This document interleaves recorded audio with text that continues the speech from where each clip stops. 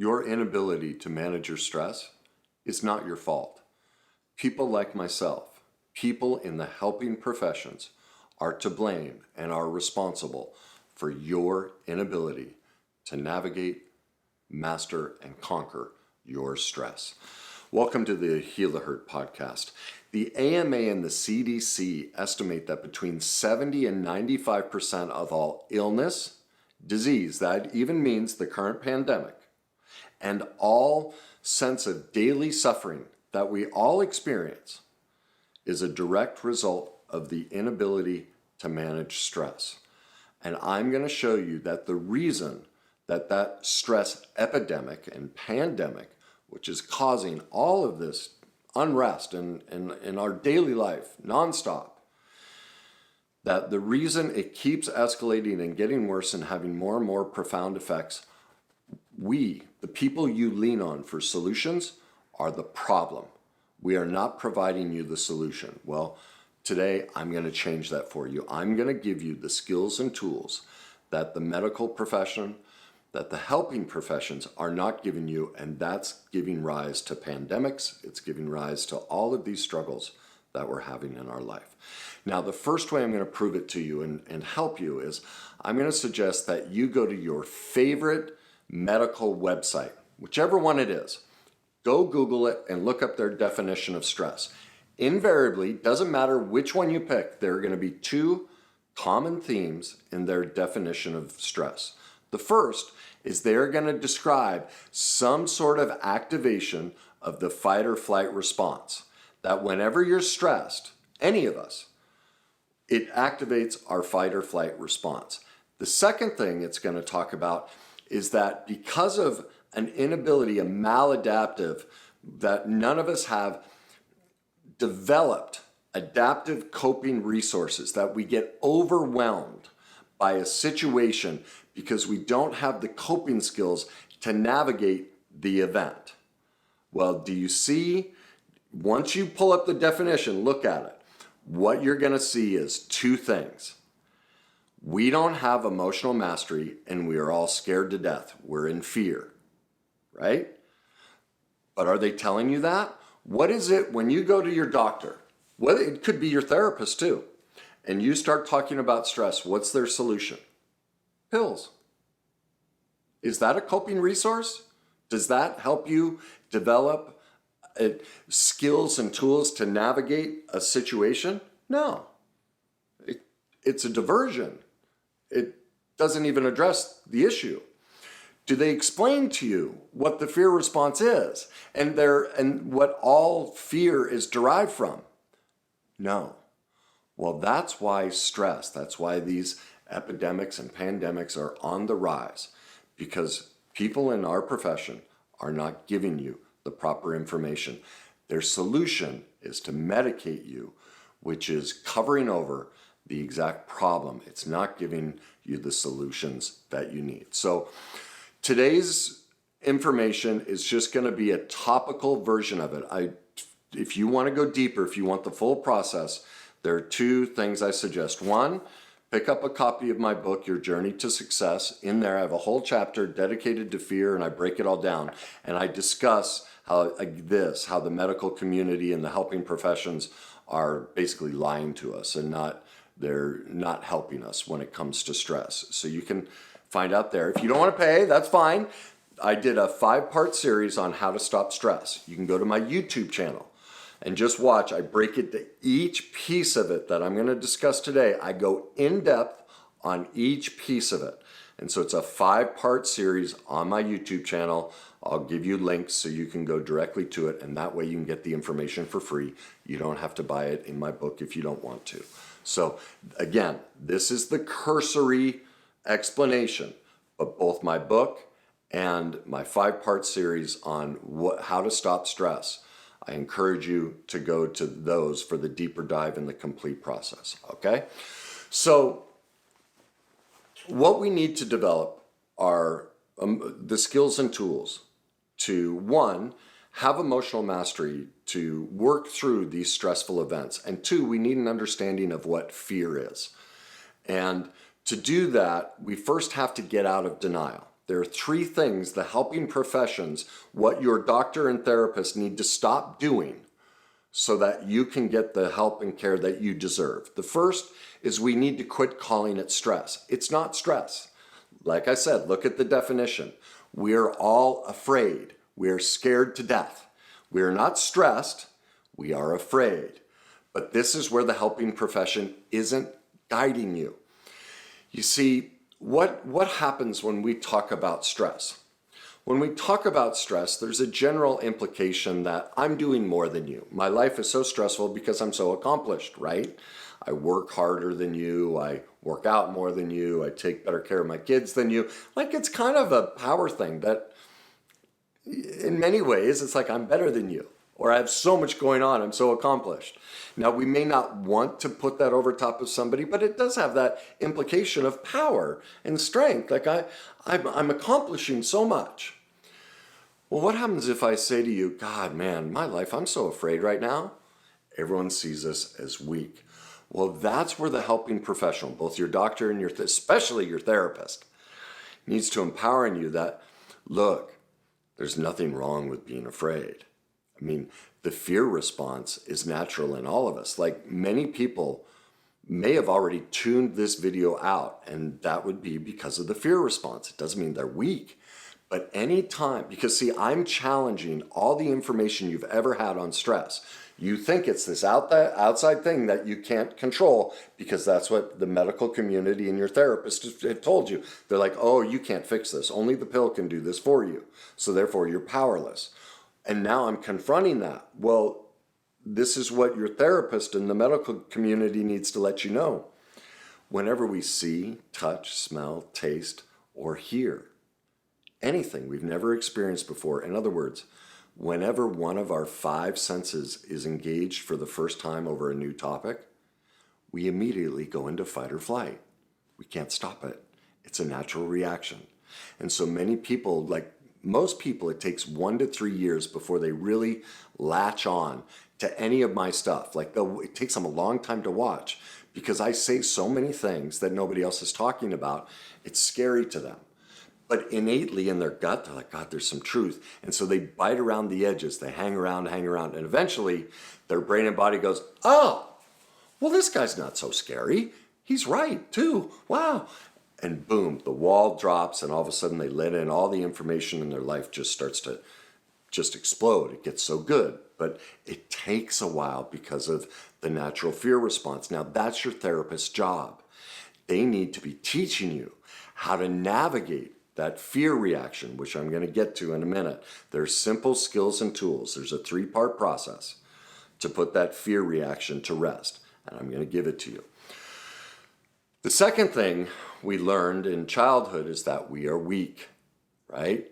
Especially if we're afraid. We can't be weak. Remember, any boy who cried, anyone who tattletaled, all of these different things. It was not okay to be weak. Now remember, the two components of the stress response is the inability to cope. Well, where did we learn that inability to cope? Childhood. Because of the fear response, because of the parenting that we all received. It was all less than perfect. And we don't teach any of these things. This is where we learned not to be able to adapt and survive stressful or fearful situations. And so our doctor and our therapist are not letting us know that our stress, our fear, originated in childhood at the hands of our parents. And this is a very difficult piece for people to accept. They don't want to hear that their childhood that was less than perfect and that there could have been anything their parents did that might have created their inability to navigate their fear. Well, that's just not reasonable. Everyone's human. And so this belief that our therapists and our medical community and the media are, pushing that parents are perfect and never made a mistake. This isn't to blame parents. It's just to hold everyone responsible for being perfectly imperfect and getting into reality. Like, what color is my suit? It's green, right? I'm wearing a green suit. So if I sat here and talked to you the whole time about my green suit, you go, this guy is crazy. It's blue, right? Well, that's all we have to do with childhood is get into reality. We all are wearing blue suits. We all come out of childhood a little bit blue, a little bit sad, with some wounds. Even the seminal psychological researcher and therapist Alan Shore said, even the most benign parenting, meaning even the most kind and loving and perfect parenting, involves some mild use of shaming procedures to influence behavior. All of our parents shamed us in some way. And that's what we're experiencing when we are stressed. That's the adaptive coping skill we don't have. We've never healed the pain from the past. And that's why we live our life in such high levels of fear. And when shame is present, it triggers nearly every single illness and disease. At the heart of it, there is one common, not side effect, but one common condition that's prevalent in every single illness and disease, and that's childhood trauma. It is the only condition that's prevalent. You will find it in every single illness and disease, childhood trauma. It's always there. And that's what our therapists and that's what our doctors are not telling us, and that's why we're not conquering stress. Because remember, the two things in every definition is the inability to navigate the fight or flight response and the inability to navigate. We don't have adaptive coping resources. They're maladaptive. They're not mature. They're not effective. And so at the heart of stress and fear are childhood trauma and a lack of emotional mastery. Okay, so those are the two things we have to get into reality on. We have to start accepting that, yes, Kenny's wearing a blue suit, and so are you. It's a common trait we all share. And until our medical community, until the helping professional, every time you're in a stressful situation, asks you, how does this remind you of your childhood trauma? Have you figured out how it parallels? Do you have the skills and tools to heal the pain from your past? No? Well, let's start there before we consider medication. Especially your therapist. Your therapist should be teaching you those skills and tools. And if they've never even addressed that, then I suggest you find a qualified, capable therapist, because they should not be treating you if that wasn't the first place they started. And that's the problem with psychologists. Most of psychologists, psychiatry, they're just pill factories. They're just, whatever your condition is, it's always, well, this, all they're running through in their mind is a list of 100 different medications to dump on you. That's not therapy. That's a complete waste of time and will not get you the ability, the skills and tools you need to conquer your stress. Now, I'm not saying that in certain circumstances, when the fear is so escalated that you might need to start with medication, that it can be a great initial source and very helpful. I think that's what medication is for, but it is not an answer. It covers over the symptoms. It doesn't cure the symptoms. The symptoms are always there until we go heal the core problem. And the core problem is childhood trauma and the inability to navigate our emotions, emotional mastery. That's what every therapist, coach, and doctor needs to be providing you first. Unless you're in a drastic situation, there's no need for medication. That's where they need to start. So let's jump into that. And to do that, I'm going to give you a simple acronym, RIP, rest in peace. God, doesn't that sound great? After all this stress and lack of inability to manage your fear and your stress, wouldn't you like to rest in peace? Well, that's what I'm going to show you how to do. You see, whenever we're stressed, which means we're afraid, we are experiencing the fear reaction. And the fear reaction is always one of three fears. It's either the fear of rejection, the fear of inadequacy, or the fear of powerlessness. Now, I'm going to break them all down. Like I said, I encourage you, please go watch my free 5-part series on how to stop stress on my YouTube channel. I'll give you the links again because it'll go in depth, skills and tools to navigate all of this. I'm just glancing at it in this podcast. All right. So When it comes to rejection, why do we fear rejection? Well, we learned rejection in the initial abandonment we experienced in childhood. Every parent, because they're perfectly imperfect, could not consistently be there for us. They just couldn't. Life is just difficult. No parent can, at 100% of their life, give up their life and be right here and completely attuned to a child. That's just not possible. In that moment, as a child, we experience severe abandonment. Now, these can be things, just a simple divorce. If your parents got divorced at a young age, boom, all of a sudden from a parent, your household, you had two parents, one's gone, that's abandonment. You would have felt that. And here's how we resolve that as children. As children, we blame ourselves. Do you see why we would do that? It gives us power.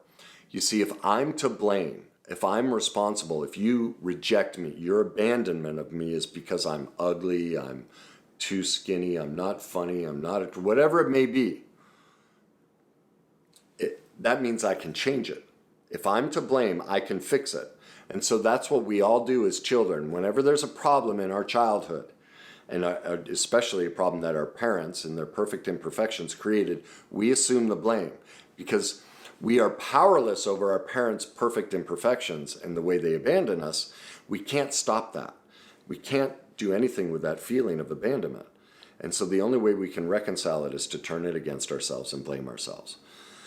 And then we continue that into adulthood. The truth is, no one ever rejects us. Ever. It's not even humanly possible.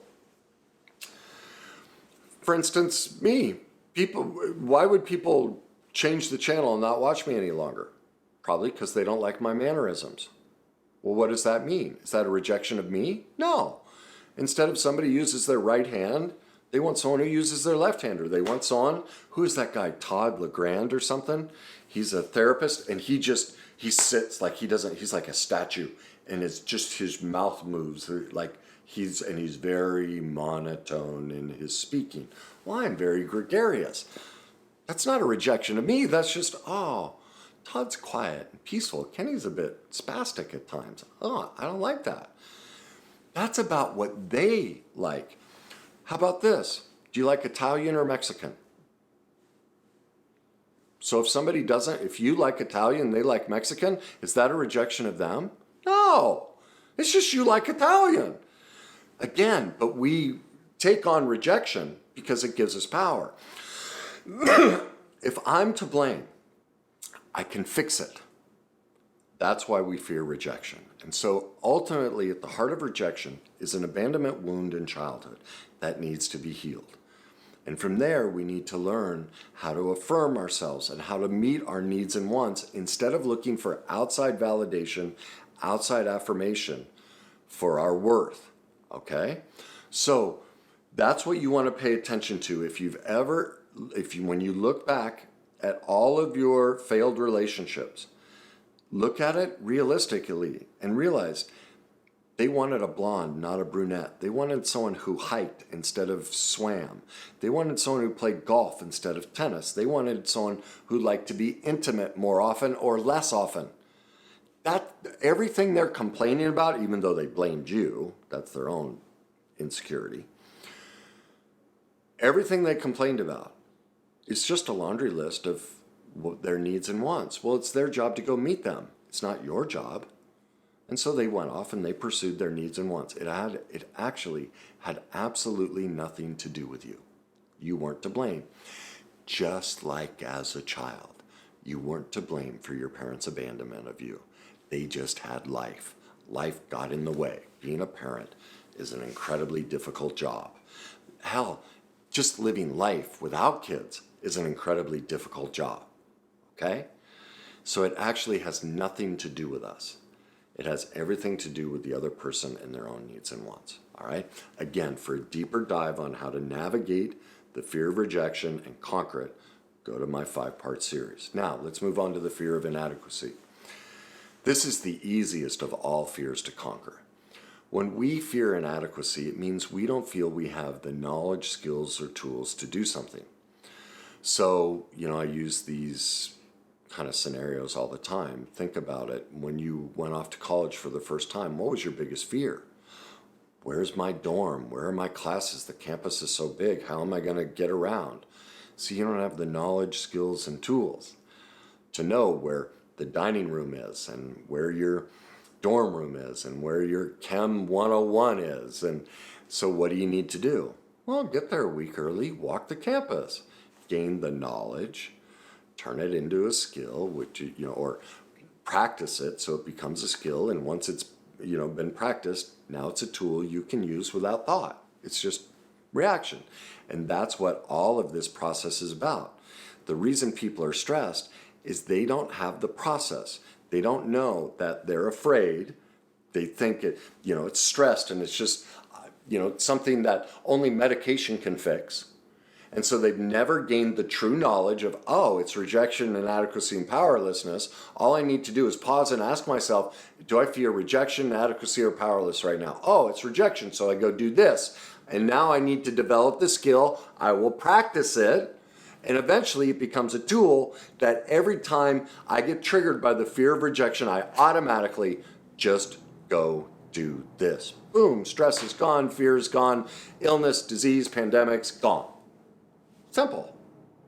That would be the type of care you need from your therapist in the medical profession and the helping professions, whatever they do. So, that's why I'm advocating, go read, whether you want to read my book or whether you want to go see the 5-part series, gain the knowledge, skills, and tools of how fear works so that you can put this process into place whenever it comes up in your life, all right? Now, the fear of powerlessness. This is the most difficult and the most prevalent that we experience in this dynamic. This comes from really two things primarily. One, it comes from focusing on what we can't control versus what we can control. Again, where did we learn this? Remember, adaptive coping resources. This is what got broken in childhood. We were powerless over our parents' abandonment of us. We were powerless over being raised in a one-parent household. We were powerless over our parents' divorce. We were powerless over our parents' addiction. We were powerless over all of these things.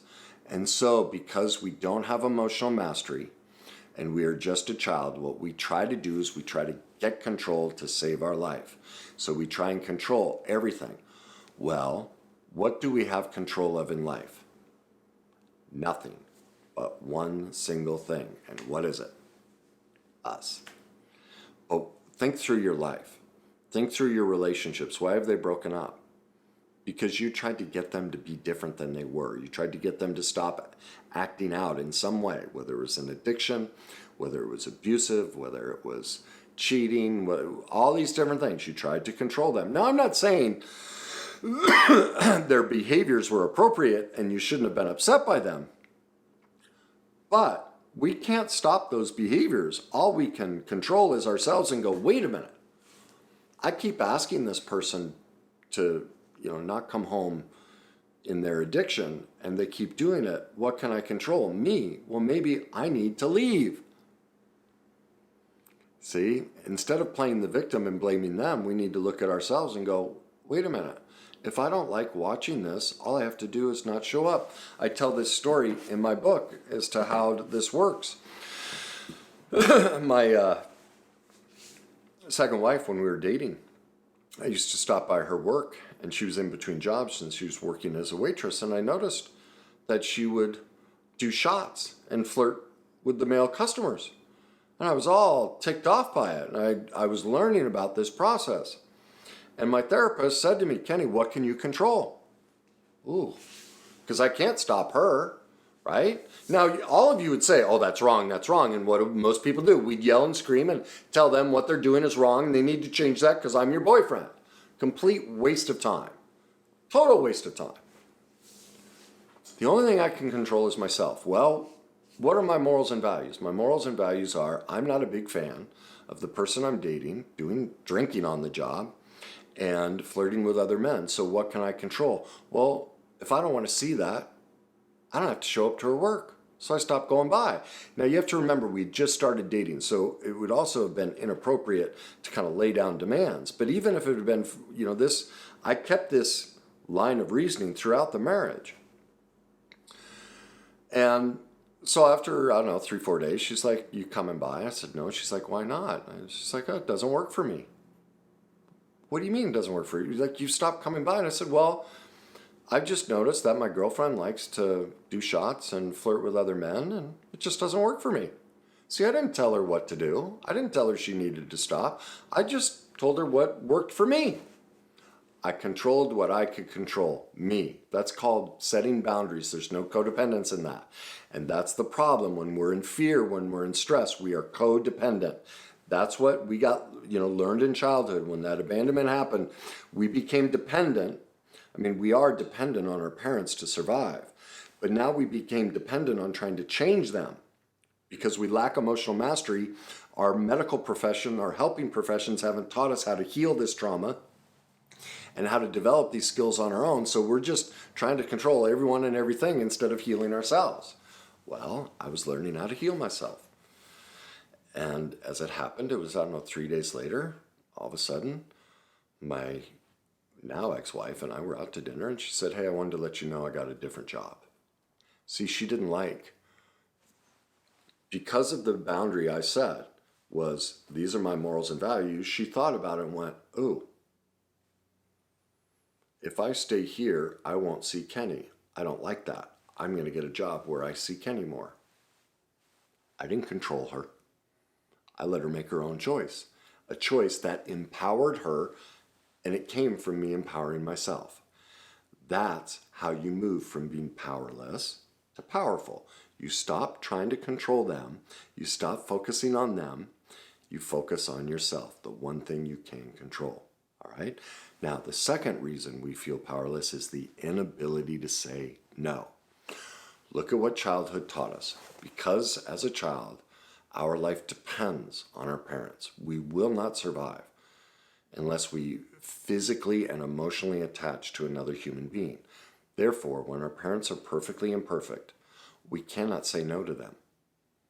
And what did we learn in childhood? At virtually everything we did, our parents went, no, no, no, no, no. And so even if we think of standing up for ourselves, we can still, I don't care if you're 60 years old. I have clients that, I had a client in her 70s who could still hear her parents, yelling no to her. It was that strong. Well, that's what happens to us. We are so afraid that we give ourselves away. And this is where so many people get powerless. They are under the false impression that if you're nice to somebody, it's loving. No, there's only there's parameters to learning when and how to give to somebody, how to be nice.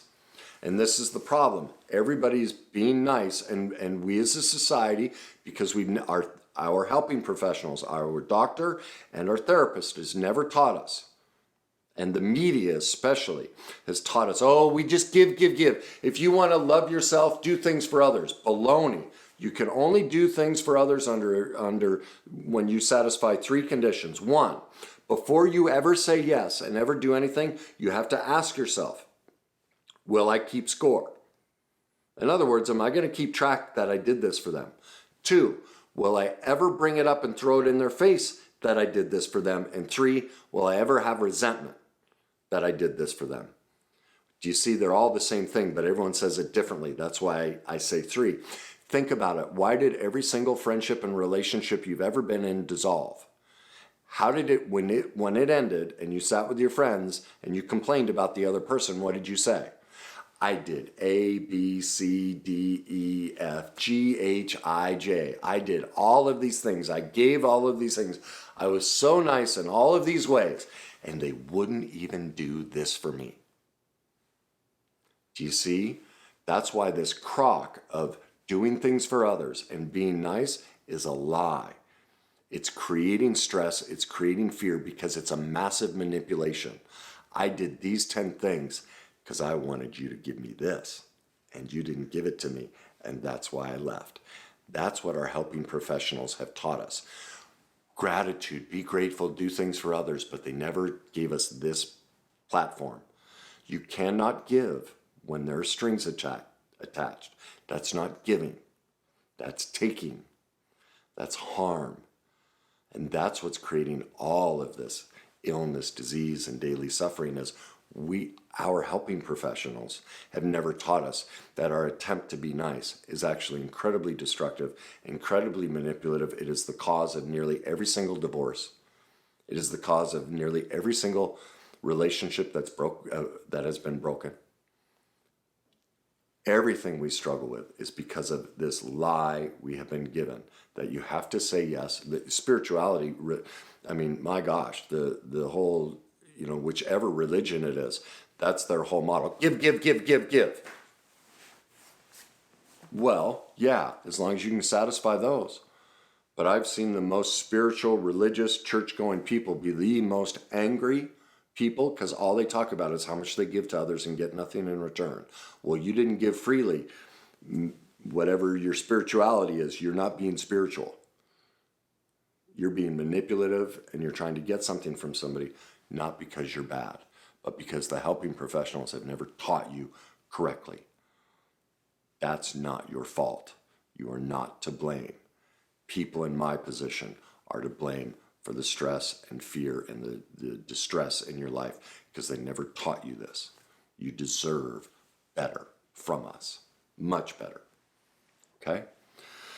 So that's the basic overview on on why you're stressed, why you can't manage it, and how to overcome it. Now, again, I go much, much deeper into each aspect of this in my book, Your Journey to Success, and also that 5-part series, How to Stop Stress. Please, I'll leave you the links to go to it.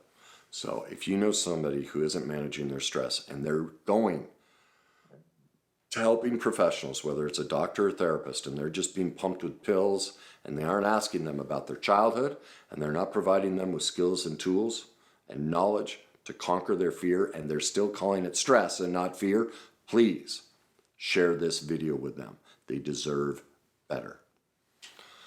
If this helped you, please like it. And as always, while I apologize, I'm not responsible for every helping professional not giving you the correct information. My heart breaks for how long your journey has been and how much it has cost you physically, emotionally, spiritually, your health, your relationship, because people that do what I do have not helped you. It breaks my heart. You didn't deserve it.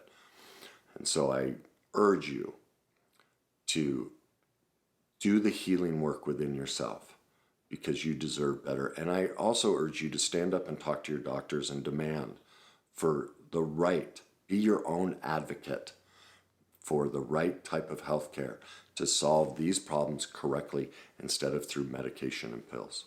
So as you do that, enjoy the journey.